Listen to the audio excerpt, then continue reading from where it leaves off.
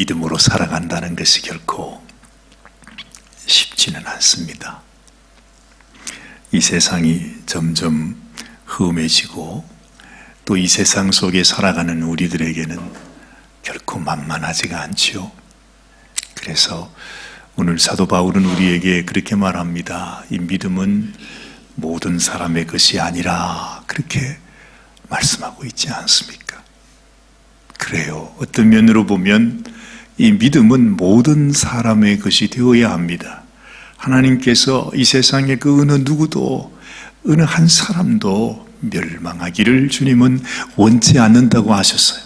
모든 사람이 다 회개해서 하나님 앞에 돌아오는 것이 아버지의 뜻이십니다. 그렇다면 믿음은 모든 사람의 것이 되어야 하죠.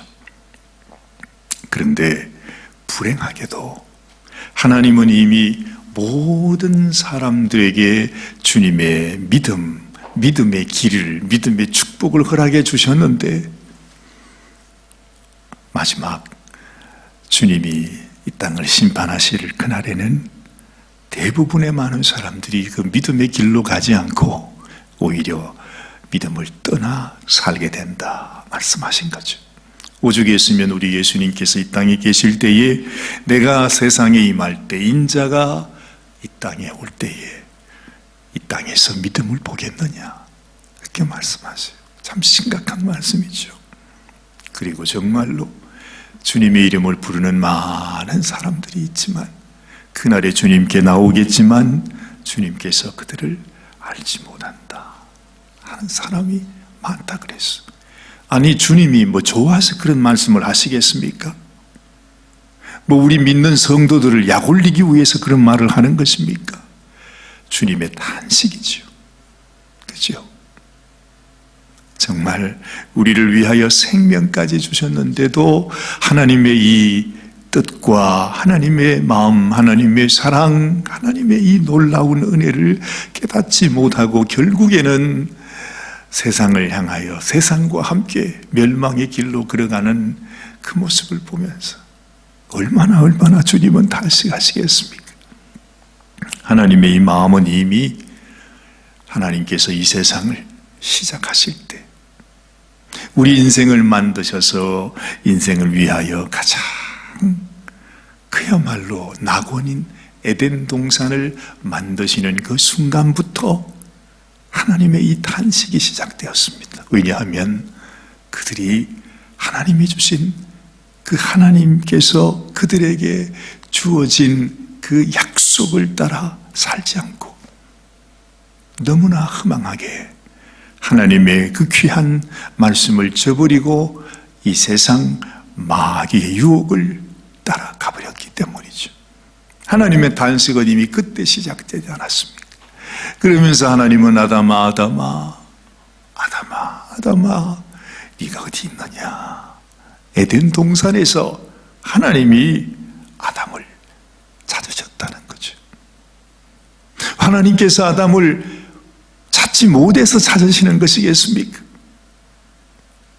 하나님의 마음에서 떠난 그 아담이 너무 안타까워서 아담아 그렇죠. 이 말이죠. 내 아들아 네가 어디 있느냐. 다윗이 자기 아들 압살롬이 죽었다고 하는 소식을 압살롬아 자기를 죽이려고 했던 그 아들, 그 불효막심한 그 극악한 아들이 자기를 이제는 영원히 떠나버렸다고 하는 사실을 알고 압살롬아 그 아들의 이름을 부르면서 통곡했다는 이야기를 듣는데 그 다윗의 심정이 곧 우리 하나님의 심정, 그 하나님의 심정이 곧 우리 주님의 심정 아니겠습니까? 우리 주님이 당신의 피를 흘려서 생명을 주면서 그토록 이 불법이 횡행하는 이 세상 속에서 내가 너희에게 길이 되고 진리가 되고 생명이 된다고 우리 주님께서 그렇게 우리에게 그 마음을 부어주시는데도 그 믿음을 갖지 못하고 결국에는 하나님을 믿지 않고 하나님의 자녀가 되지 않고 우리 주님이 주신 은혜를 받지 않고 살아가고 있는 수많은 사람들, 아마 지금 이 순간에도 너무나 많은 인생들이 하나님은 그들의 마음을 두드리고 초청하고 문을 열라, 내가 네 문 밖에 서서 두드리노니 네가 내 음성을 듣고 문을 열면 내가 너에게로 들어가 너로 더불어 먹고 너는 나로 더불어 먹으리라. 문을 열라. 그렇게 주님 말씀하시는데도 우리는 주님을 향하여 우리의 마음 문을 열어드리지를 못하는 것입니다. 우리의 주인이시요 만왕의 왕이시요 날 위해 생명 주신 나의 구주 예수님을 내 마음속에, 내 마음 깊이 나의 주인으로, 나의 왕으로 받아들이지를 못하는 것입니다. 이 심정을 가장 절실하게 깨달았던 사람이 누구였겠어요? 바로 사도 바울이죠. 복음을 전해보지 않으면 이 하나님의 심정을 우리가 알 길이 없습니다. 하나님의 그 마음을 우리가 느낄 수가 없는 거예요. 그런데 이 바울처럼 정말 하나님 주신 이 복음 전하는 것이 나의 생명보다 더 귀하다고 그렇게 하나님의 복음을 전하니까 이 세대의 이 심령들이, 이 영혼들이 얼마나 강팍하고 얼마나 무정하고 악한지를 그가 알게 되는 것입니다. 그래서 이 데살로니가 성도를 바라보는 바울은 너무 기쁘고 감격스럽지만 그걸 받고 말하면 그렇게 믿음 생활을 하지 않고 그렇게 주님께로 다가오지 않는 이 세상의 수많은 완악한 배역한 영혼들을 바울은 볼 때 너무너무 가슴이 아프잖아요. 그렇죠? 자신의 생명을 다하여 복음을 전해주는데도 그 복음을 받아들이지 아니하고 거절하고 있는 그 영혼들을 보면서 바울은 탄식을 하는 것입니다. 그러면서 오늘 이 데살로니가 후서 3장에서는 이렇게 바울은 말합니다. 여러분, 이 말씀 가운데 이 바울의 심정을 느끼게 되기를 바라고 이 바울의 이 글을 통해서 성령의 음성이 우리의 마음에 심겨지고 들려지기를 간절히 바랍니다. 정말로 형제들아 너희는 우리를 위하여 기도하기를. 그래요.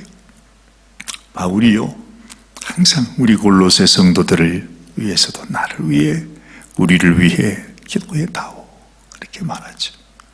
이 바울이 데살로니가 성도들을 향해서도 마치 데살로니가 성도들에게 그들이 가지고 있는 믿음과 은혜와 주님을 사모하는 그 마음을 사도 바울이 오히려 내가 그걸 얻기 위해서 그런 간절한 마음으로 우리를 위하여 기도해달라 그렇게 말해요. 뭐라고 기도해달라고 그래요? 주의 말씀이 너희 가운데서와 같이 다름질하여 영광스럽게 되고. 그래요. 이게 무슨 말입니까? 야, 바울이요 이 데살로니가 성도들을 향해서 얼마나 그들이 믿음 가운데 나오는 모습 얼마나 고마운지 얼마나 귀한지. 어제는요 저희들이 아주 존경하고 좋아하는 우리 사관님 부부가 저희 이제 집을 잠깐 방문하셨는데 손녀를 데리고 왔어요. 이제 2살쯤 되는 아주 아기.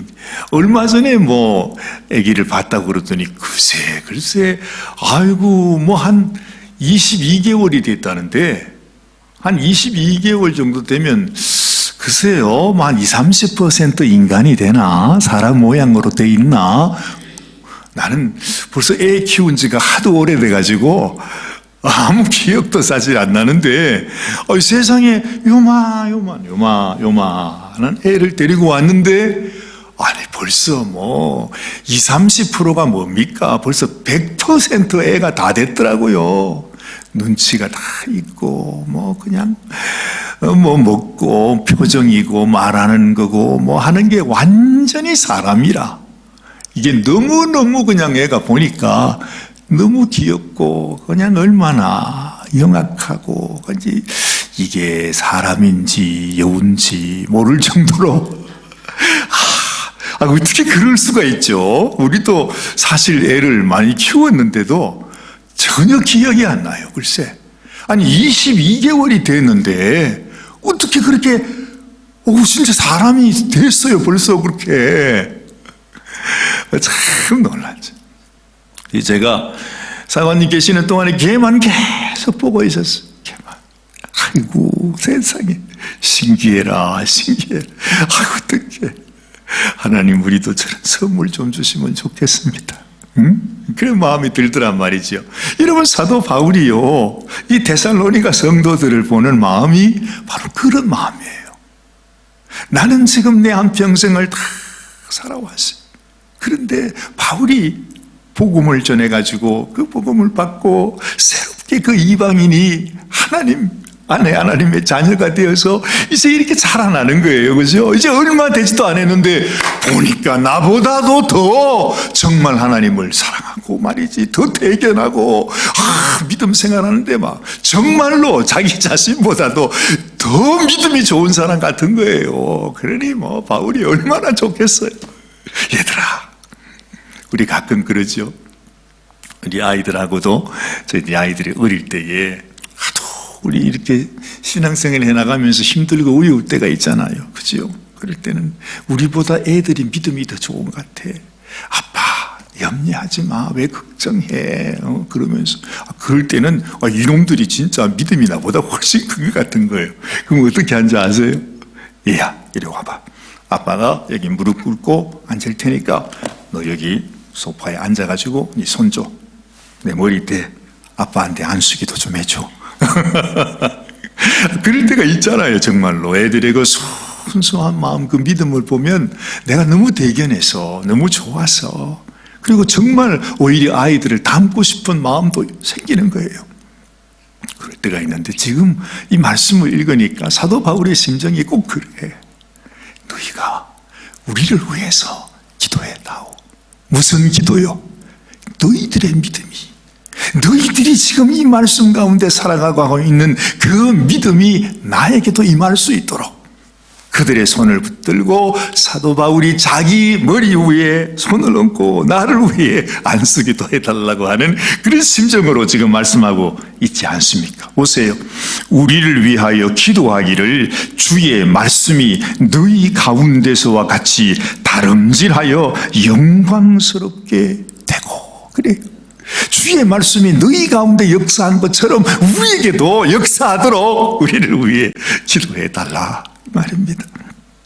또한 2절 말씀에 우리를 무리하고 악한 사람들에게서 건지시옵소서 하라. 믿음, 이 믿음은 모든 사람의 것이 아닙니다. 그렇잖아요. 바울이 얼마나 험악한지 정말 복음 전하는 삶을 살아가면서 바울이 간절한 기도가 그래요. 이 무리하고 악한 심령들에게서 우리를 건지시도록 주님이 우리를 건져 주시도록 기도해달라. 참 이런 말씀을 들으면요 정말 바울이 우리 옆에 있는 것 같아요. 그 바울의 마음이 느껴지지 않으세요? 같이 복음을 위해 주님을 향하여 주님과 함께 주님을 닮으며 주님 가시는 그 길을 가고 있는 그 바울이 자기와 꼭 같은 길을 걸어가고 있는 이 성도들을 향해서 너희가 나를 위해 기도할 때 이 세상에 무리하고 악한 사람, 완악하고 폐역한 인생들 이 무지하고 이 미련해서 정말 복음을 복음으로 깨닫지 못하는 이 영혼들을 가운데서 그들 가운데 우리를 건져내어 주시도록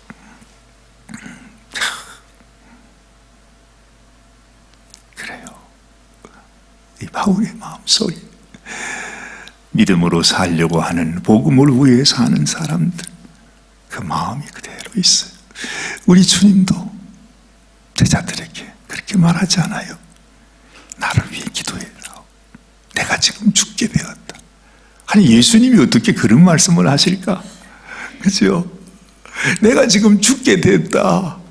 내가 너무너무 민망하게 되었다. 나를 위해서 한 시간 동안이라도 나를 위해 기도해다오. 기도해다오. 그렇게 말씀하시고 기도하시다. 또다시 가서 잠자고 있는 그들을 또 깨워가지고 나를 위해 한 시간만이라도 기도할 수 없냐 너희들. 응? 나를 위해 기도해 달라니까. 그러면서 기도 부탁을 하시던 우리 주님의 그 모습을 생각해 보면 어느 누구든지 이 세상 살아갈 때 그냥 편안하게 가는 사람 없어요. 아니, 사도 바울도 예수님도 이 세상 살아갈 때 이 세상의 마귀에게 이 세상 환난 시련 속에서 다 똑같은 시험을 받잖아요. 여러분도 얼마나 힘드세요? 오늘도 살아가려고 하니까 내가 어떻게 살까? 그런 마음 드시죠?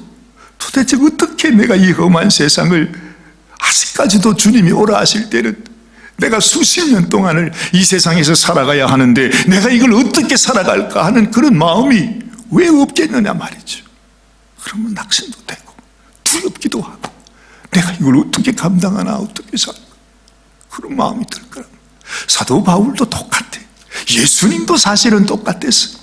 내가 이 길을 마칠 때까지, 하나님의 뜻을 이루는 그날까지 나를 붙잡아 주옵소서.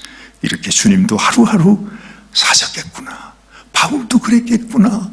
그래서 데살로니가 성도들에게 나를 위해서 기도해 달라고, 이 악한 자들에게서 나를 건져 주시도록 너희가 나를 위해 기도해 달라, 그렇게 부탁하고 있는 것입니다. 그러면서 이렇게 또한 고백합니다. 3절을 보니 주는 미쁘사 너희를 굳게 하시고 악한 자에게서 지키시리라.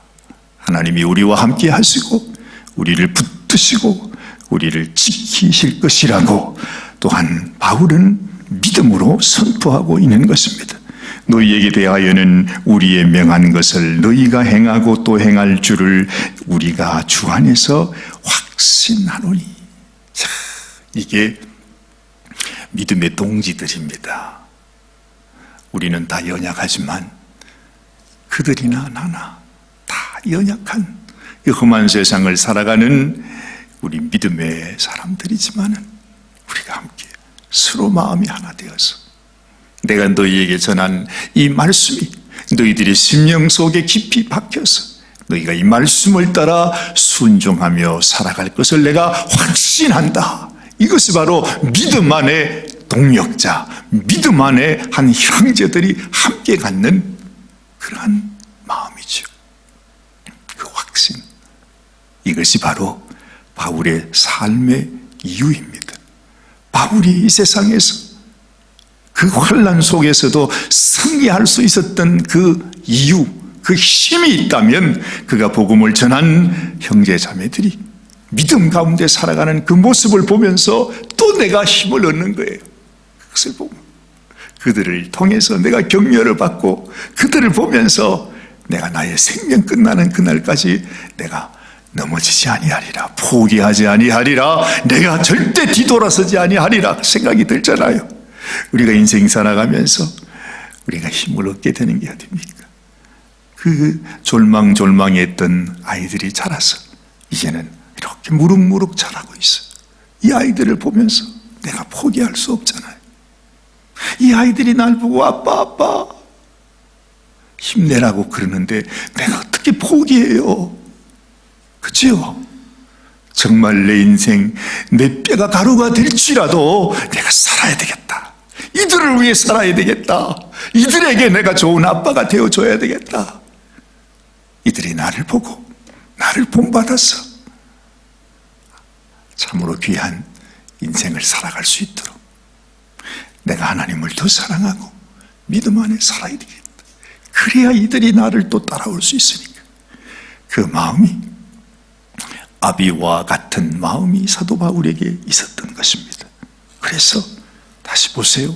너희에게 대하여는 우리의 명한 것을 너희가 행하고 또 행할 줄을 우리가 주 안에서 확신한다 그랬죠.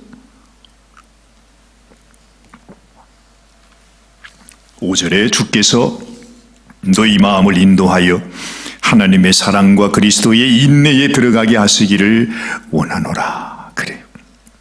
6절을 보니 형제들아 우리 주 예수 그리스도의 이름으로 너희를 명하노니 규모 없이 행하고 우리에게 받은 유전대로 행하지 아니하는 모든 형제에게서 떠나라. 사도 바울은 여기서부터 계속해서 규모 없이 행하는 것에 대해서 말씀하고 있어요.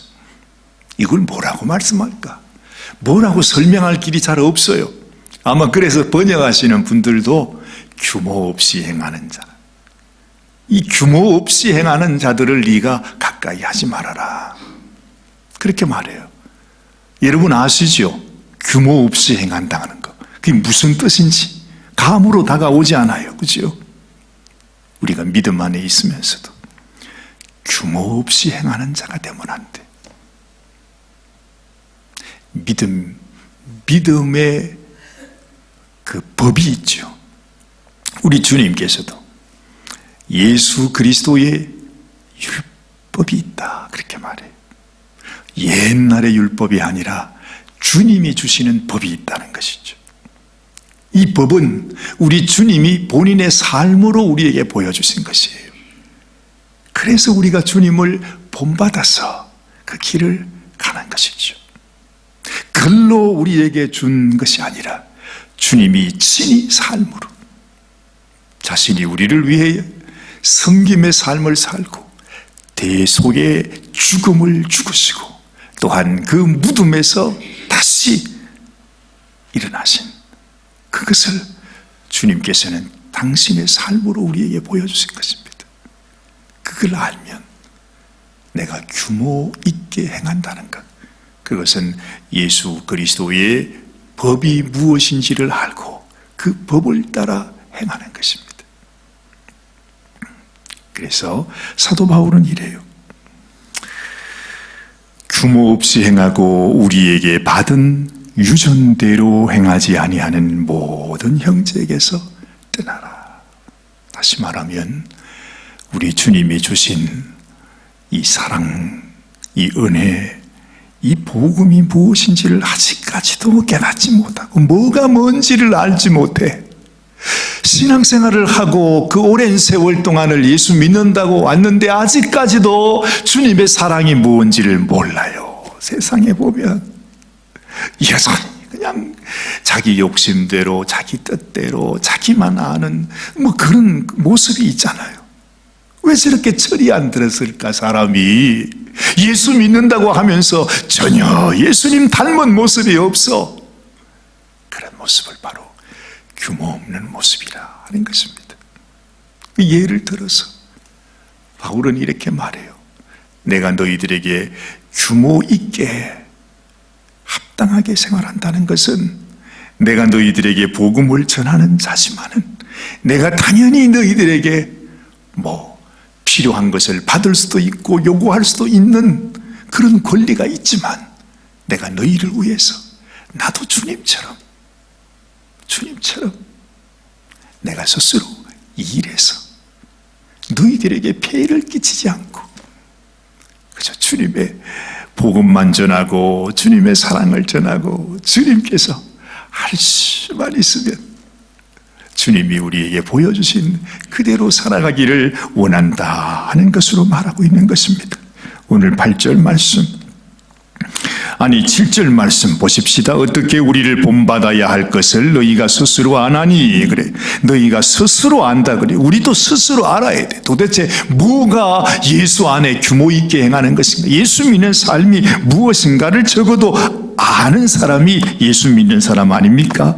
우리가 너희 가운데서 규모 없이 행하지 아니하며 누구에게서든지 양식을 값없이 먹지 않고 오직 수고하고 애써 주야로 일함은 너희 아무에게도 누를 끼치지 아니하랴.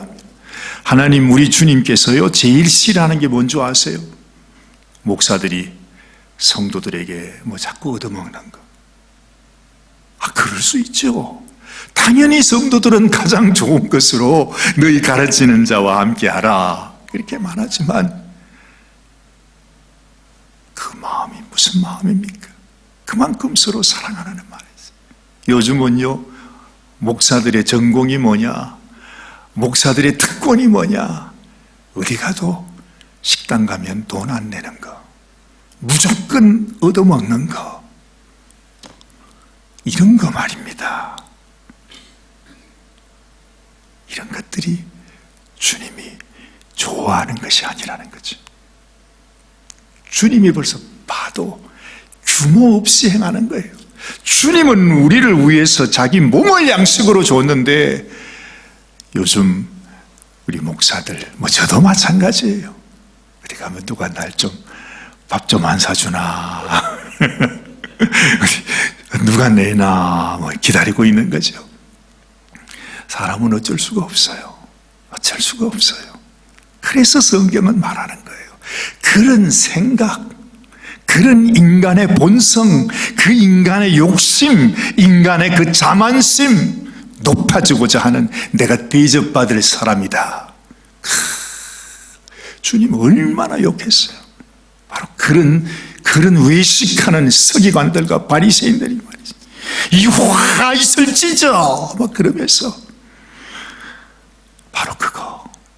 내가 주님을 알면서도 주님의 마음, 주님의 삶이 전혀 없는 거예요. 그저 배웠다고 하는 게 나도 이제 목사니까 좀 얻어먹을 수 있겠지, 대접받을 수 있겠지, 이런 거 말이죠. 이런 말씀을 드리기가 참 민망합니다만은 말하자면 그렇다 이 말입니다. 그렇다고 해서 제가 여러분들에게 나는 여러분들에게 밥 안 먹겠습니다, 그 말은 아닙니다. 제가 얼마나 밥 먹는 거 좋아하는데 바로 이것입니다. 여러분, 사도 바울이 지금 말하고자 하는 본심을 먼저 아시겠죠? 내가 너희들에게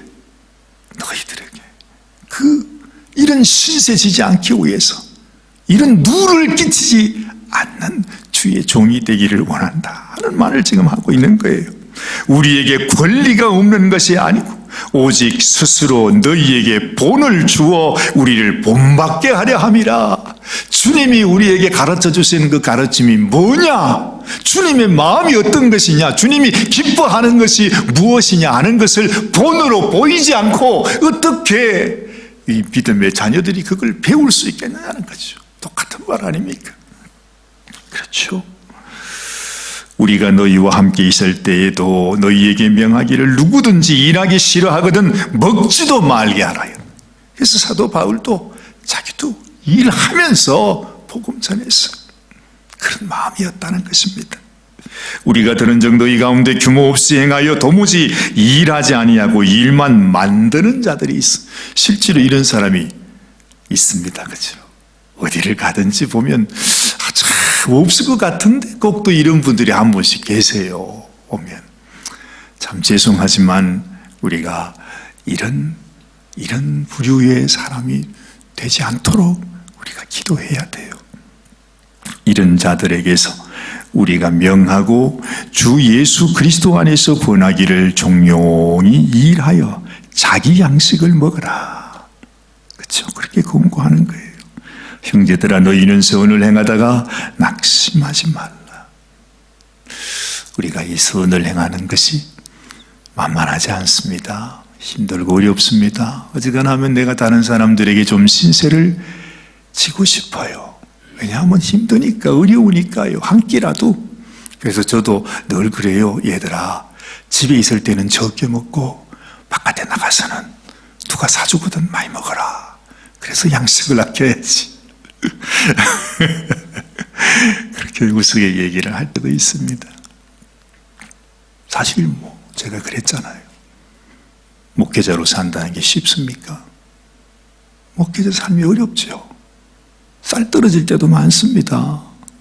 물론 지금 그렇다는 게 아니라 예전에 우리가 이제 그런 경우 있었죠. 저도 집 나가가지고 집도 절도 없이 먹을 것도 입을 것도 잘 것도 없이 그렇게 수년을 그렇게 다녔으니까요. 그러면서 오늘은 이곳 내일은 저곳 주복음 전하리, 그 말씀만 하면서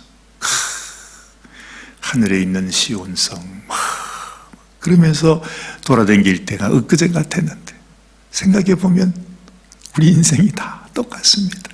지금도 그래요. 그런 마음으로 살아야 되는 거예요. 그래서 선을 행하다가 낙심하지 말래요. 아마 여러분들에게도 어려움이 있었을 것입니다. 우리가 다 믿음의 순례자니까요. 이런 어려움, 저런 어려움, 이런 문제, 이런 어려움, 누구에게 말도 할 수 없는 가슴이 아픈 그런 사연들도 여러분들에게 많을 것입니다. 오히려 이 세상 살다가 그냥 세상 따라 사는 사람이면 괜찮아요. 내가 주님 생각하며 주님 바라보고 사는데 왜 나의 삶 속에는 이런 어려움이 있는가? 왜 내가 늘 이렇게 이런 환난과 시련 가운데 살아야 되는지, 그런 아픔이 다가올 때도 많을 것입니다. 바울이 꼭 그러했습니다. 그래서 선을 행하는 사람들, 너희가 선을 행하다가 낙심하지 말라, 피곤하지 말라, 힘을 내어라. 주님을 바라보고 주님을 본받는 자가 되어 우리가 함께 이 길을 가자. 선한 길, 주님이 가신 그 길을 우리가 가자고 그렇게 말하고 있는 것입니다. 사도 바울이 데살로니가 성도들을 자신의 형제처럼, 가족처럼, 믿음의 동역자처럼, 아니 자기를 위해 기도해 주는 그 귀한 동역자로 삼으면서 이 마지막 편지를 나누는 것을 보면, 그렇구나, 우리도 힘들고 어렵지만 내가 이 믿음의 길, 이 선을 행하는 이 길을 내가 포기하지 않고 낙심하지 않고 내가 가야 되겠구나, 이런 마음을 갖게 되는 것입니다. 여러분들에게도 이와 같은 마음으로 오늘 또 새롭게 우리가 주님 향해서 힘을 내시고, 우리 주님께서 평강의 주께서 친히 때마다 일마다 너희에게 평강 주시기를 원하노라. 주는 너희 모든 사람과 함께 하실지어다. 바울은요, 자신이 이 편지를 적으면서 이 편지가 바로 표적이라 그럽니다. 하나 자신이 복음을 전했던 그 교회에 편지를 보낼 때마다, 특별히 자신이 친필로 이 자신의 마음을 먹으로 적어서 보낼 때마다 이것이 하나님께서 나에게 주시는 표적이라. 여러분, 이런 놀라운 표적과 기적이 우리의 삶 속에서도 나타나게 되시기를 주의 이름으로 축원합니다. 하나님 아버지, 감사합니다. 주님께서 오늘도 우리에게 주시는 이 말씀이 한 구절 한 구절 그 속에 담긴 사도 바울의 그 간절한, 정말 말로 표현할 수 없는 그 깊은 바울의 심정이 우리의 가슴 속에 마치 바울의 피로, 눈물로, 땀으로 뚝뚝 떨어져 흘러내리는 것 같습니다. 우리에게도 주님의 이 마음, 사도 바울의 이 마음, 이 데살로니가 성도들이 가졌던 그 믿음, 그래서 서로 피차 아버지 힘을 주고 격려하며 일으켜 세워주고 정말 우리의 삶의 이유를 주었던 그 성도들의 마음처럼, 그들의 삶처럼 하나님, 우리도 믿음 위에 든든히 서서 이 선을 행하다가 피곤치 아니하도록, 낙심치 아니하도록 주님 주시는 힘으로 이 길을 감당하도록 주여 우리를 붙잡아 주시옵소서. 우리 주님 예수님의 귀하신 이름 받들어 간절히 기도드리옵나이다. 아멘, 아멘, 아멘. 아멘. 오늘도 주님이 주시는 평강이 일마다 때마다 여러분들에게 넘치게 되시기를 간절히 소원합니다.